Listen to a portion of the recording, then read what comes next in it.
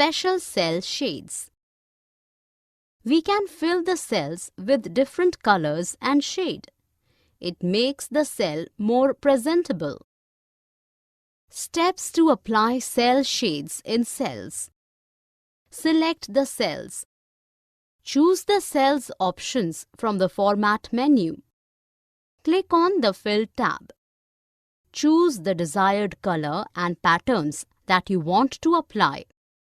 Click on OK and the desired pattern would be applied on the cells. Protecting cells.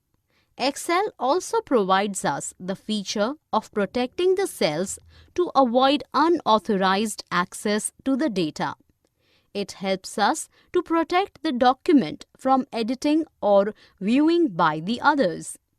It is important to set an option to unlock cells that may still require change after a worksheet is protected.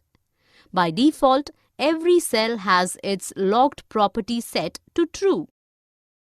Steps to protect a cell.